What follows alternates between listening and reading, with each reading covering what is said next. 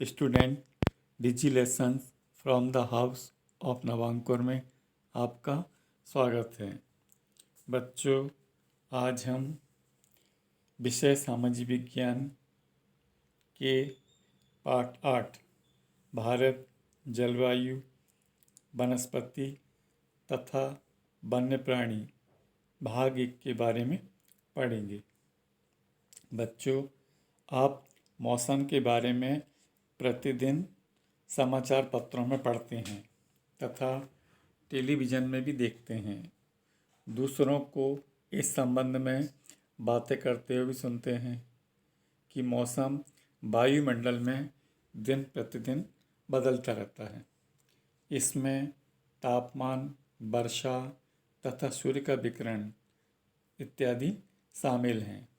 उदाहरण के लिए मौसम कभी गर्म होता है, कभी ठंडा होता है, कभी आसमान में बादल छा जाते हैं तो कभी वर्षा होती है।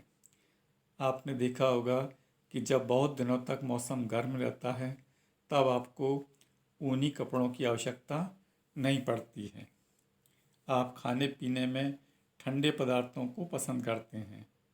इसके विपरीत ऐसे भी दिन होते हैं जब आप बिना ऊनी वस्त्रों के ठंड में नहीं रह सकते हैं।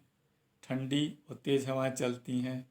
इन दिनों में आप गर्म चीज़ें खाना पसंद करते हैं। बच्चों, सामान्यतः भारत में मौसम प्रमुख हैं। पहला है दिसंबर से फरवरी तक ठंडा मौसम, जिसे हम सर्दी का मौसम कहते हैं। मार्च से मई तक गर्म मौसम, जिसे हम गर्मी का मौसम कहते हैं। और तीसरा है जून से सितंबर तक दक्षिण पश्चिम मानसून का मौसम, जिसे हम वर्षा का मौसम कहते हैं। और चौथा है अक्टूबर नवंबर में मानसून के लौटने का मौसम, इसे हम शरद ऋतु के नाम से जानते हैं। सबसे पहले शीत ऋतु।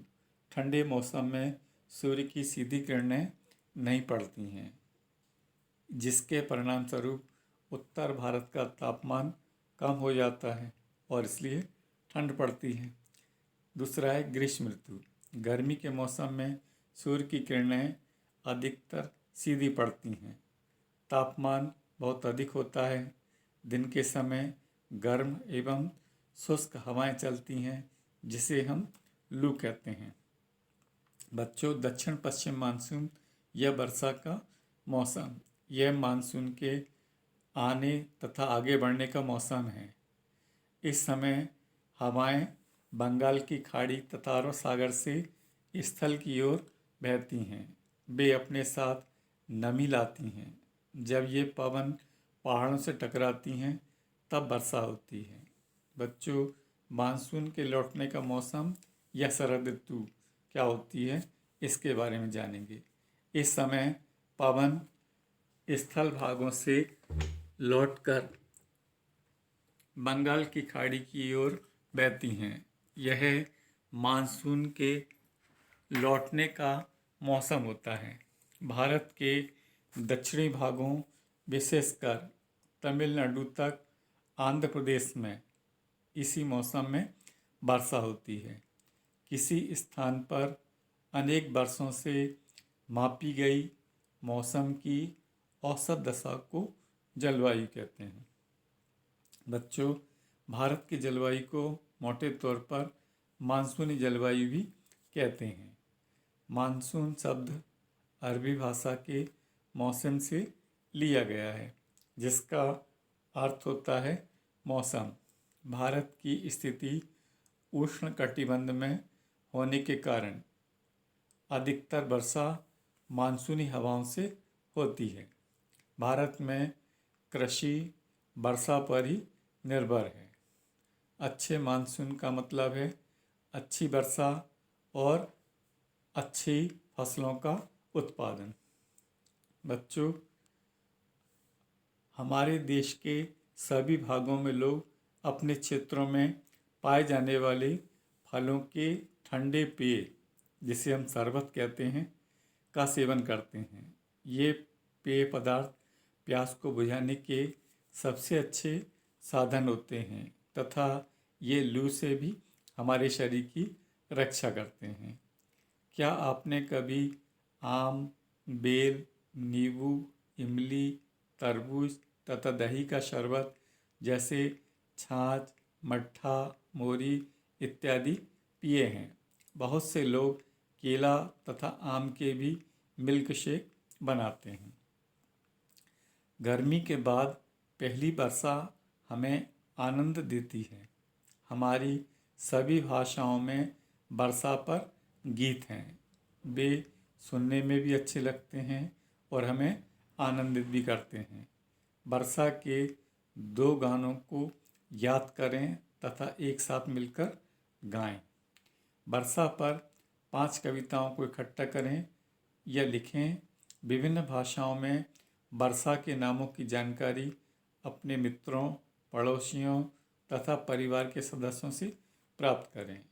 उदाहरण के लिए हिंदी में वर्षा कहते हैं, उर्दू में बारिश कहते हैं, मराठी में पाउस कहते हैं और बंगाली में बारसा कहते हैं। किसी स्थान की जलवायु उसकी स्थिति, ऊंचाई, समुद्र से दूरी तथा उच्चावच पर निर्भर करती है। इसलिए हमें भारत की जलवायु में भी विभिन्नताओं का अनुभव होता है। राजस्थान के मरुस्थल में स्थित जैसलमेर तथा बीकानेर बहुत गर्म स्थान हैं, जबकि जम्मू तथा कश्मीर के द्रास एवं कारगिल में बर्फीली ठंड पड़ती है। तटीय क्षेत्र जैसे मुंबई तथा कोलकाता की जलवायु मध्यम है। मध्यम का मतलब होता है ना अधिक गर्म ना अधिक ठंडी।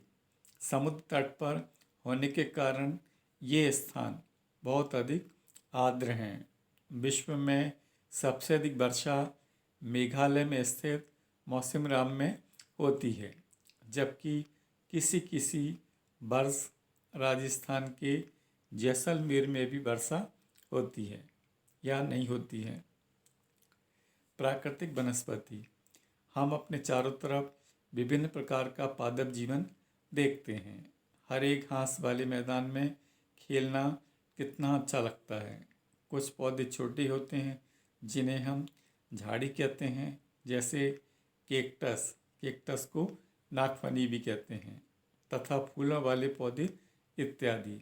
इसके अतिरिक्त बहुत से लंबे वृक्ष होते हैं। उनमें से कुछ में बहुत सारी शाखाएं भी होती हैं और बहुत सारी पत्तियां भी होती हैं, जैसे आम, नीम। तो कुछ वृक्ष ऐसे होते हैं जिनमें पत्तियों की मात्रा बहुत कम होती है, जैसे नारियल। घास, झाड़ियाँ तथा पौधे जो बिना मनुष्य की सहायता से उपजते हैं, यानी जिन्हें मनुष्य नहीं लगाता, वह स्वतः ही उग जाते हैं, उन्हें हम प्राकृतिक वनस्पति कहते हैं। क्या आप कभी यह नहीं सोचते कि ये एक दूसरे से किस प्रकार भिन्न हैं? अलग अलग जलवायु में अलग अलग प्रकार की वनस्पतियाँ पाई जाती हैं। इनमें वर्षा की मात्रा सबसे महत्वपूर्ण होती है। जलवायु की विभिन्नता के कारण भारत में अलग अलग तरह की वनस्पतियाँ पाई जाती हैं। ये आप चित्र देख रहे हैं, ये उष्ण कटिबंधीय वर्षा का वन है। बच्चों, हमें वनों की आवश्यकता क्यों है? इसका उत्तर है, वन हमारे लिए बहुत ही आवश्यक हैं। ये विभिन्न कार्य करते हैं, जैसे पेड़ पौधों से हमें ऑक्सीजन प्राप्त होती है तथा पेड़ पौधों की जड़ें मिट्टी को बांध कर रखती हैं। इस प्रकार वे मिट्टी के अपरदन को भी रोकती हैं। ये पौधा आपको दिखाई दे रहा है, ये इसकी सर्वाधिक ऊंचाई जो है 60 मीटर है और सबसे नीची परत जो है भूमि परत कहलाती है। 5 मीटर की ऊंचाई तक ये झाड़ी वाली परत कहलाती है और इसके बाद फिर तरुण वृक्ष बनता है और 40 मीटर की ऊंचाई पर इसको बितान कहते हैं और 60 मीटर की ऊंचाई पर उसकी उद्गामी परत कहलाती है। बच्चों, वनों से हमें ईंधन, लकड़ी, चारा, जड़ी बूटियाँ, लाख, शहद, गोंद इत्यादि प्राप्त होते हैं। वन वन्य जीवों के प्राकृतिक निवास स्थान है। पेड़ों की अंधाधुंध कटाई के कारण भारी मात्रा में प्राकृतिक वनस्पतियाँ खत्म हो गई हैं। हमें अधिक पौधे लगाना चाहिए। जो पेड़ बचे हैं उनकी हमें रक्षा भी करना चाहिए एवं लोगों को पेड़ों के महत्व के बारे में बताना चाहिए। हम लोग कुछ खास आयोजन जैसे वन महोत्सव मनाकर अधिक से अधिक लोगों को इस प्रयास में शामिल करना चाहिए तथा पृथ्वी को हरा भरा रखने के लिए प्रेरित करना चाहिए। बच्चों, ये आपको पौधा दिखाई दे रहा है। इस पौधे से यानी वृक्षों से हमें बहुत सारे लाभ होते हैं जिनके बारे में बताया गया है। सबसे पहले तो ये है, ये पौधा जो है मिट्टी को बांध कर रखता है। इन पौधों से जो हमें रबर प्राप्त होती है, इमारती लकड़ी प्राप्त होती है। वन्य जीवों का प्राकृतिक निवास भी यही पेड़ पौधे होते हैं। पेड़ पौधों से हमें गोंद एवं लाख भी प्राप्त होती है, फल प्राप्त होते हैं, शहद प्राप्त होती है। पौधों से हमें ऑक्सीजन प्राप्त होती है। इससे हमें दवाइयाँ भी मिलती हैं और आश्रय माने मकान बनाने के लिए लकड़ी भी पेड़ों से प्राप्त होती है। चारा यानी पशुओं के लिए चारा भी पेड़ों से प्राप्त होता पेड़ पौधों से प्राप्त होता है। और ईंधन यानी खाना बनाने के लिए लकड़ी भी प्राप्त होती है। खेल का सामान बनाने के लिए भी लकड़ी प्राप्त होती है और फर्नीचर बनाने के लिए भी हमें पेड़ पौधों से ही लकड़ी प्राप्त होती है। बच्चों, अब हम वन्य प्राणियों के बारे में पढ़ेंगे। वन विभिन्न प्रकार के वन्य जीवों का निवास होता है। वनों में जंतुओं की हजारों प्रजातियां बड़ी संख्या में पाई जाती हैं। कई प्रकार के सरीसृप, उभयचर का मतलब होता है ऐसे जीव जो थल और जल दोनों में रह सकते हैं, वह उभयचर कहलाते हैं। पक्षियों, स्तनधारियों, कीटों तथा कृमियों का निवास होता है। बाघ हमारा राष्ट्रीय पशु है। यह देश के विभिन्न भागों में पाया जाता है। गुजरात के गिर वन में एशियाई शेरों का निवास है। हाथी तथा एक सींग वाले गैंडे ये असम के जंगलों में पाए जाते हैं। हाथी केरल एवं कर्नाटक में पाए जाते हैं। ऊँट भारत के रेगिस्तान तथा जंगली गधा कच्छ के रण में पाए जाते हैं।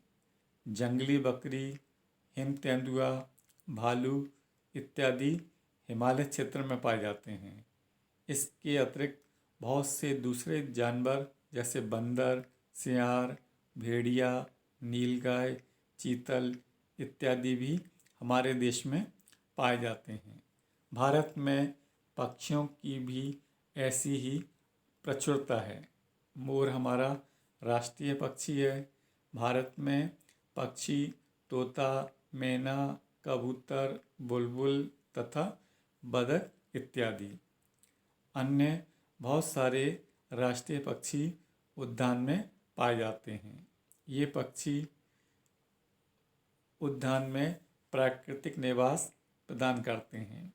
उद्यान शिकारियों से पक्षियों की रक्षा करते हैं तथा अपने क्षेत्र में पाए जाने वाले 5 पक्षियों के आप नाम भी बता सकते हैं।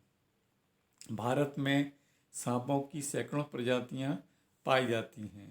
इनमें कोबरा एवं करैत ये प्रमुख हैं। ये जहरीले सांप होते हैं।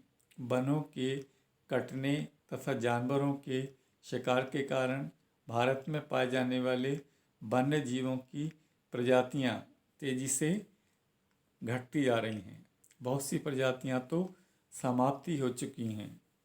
उनको बचाने के लिए बहुत से नेशनल पार्क, पशु विहार तथा जीव मंडल आरक्षित क्षेत्र स्थापित किए गए हैं। सरकार ने हाथियों तथा बाघों को बचाने के लिए बाघ परियोजना एवं हस्ती परियोजना जैसी परियोजनाओं को शुरू किया है। क्या आप भारत के कुछ पशु विहारों के नाम तथा मानचित्र पर उनकी स्थिति बता सकते हैं? बच्चों, आप वन्य जीवों के संरक्षण में भी अपना हाथ बटा सकते हैं। आप जानवरों के शरीर के विभिन्न अंगों जैसे हड्डी, सींग तथा पंख से बने पदार्थों को खरीदने से मना कर सकते हैं। प्रत्येक वर्ष हम लोग अक्टूबर के पहले सप्ताह को वन्य जीव सप्ताह के रूप में मनाते हैं, ताकि वन्य जीवों के निवास को संरक्षित रखने के लिए जागरूकता लाई जा सके। अब हम प्रवासी पक्षियों के बारे में पढ़ेंगे। प्रवासी पक्षी क्या होते हैं? तो कुछ पक्षी पिनटेल, बतख, कर्लियू, फ्लेमिंगो, आस्प्रे, लिटिल स्टंट प्रत्येक वर्ष सर्दी के मौसम में हमारे देश में आते हैं। सबसे छोटी लिटिल स्टंट, जिसका वजन लगभग 15 ग्राम होता है, आर्कटिक प्रदेश से 8000 किलोमीटर की दूरी तय करके भारत आती है।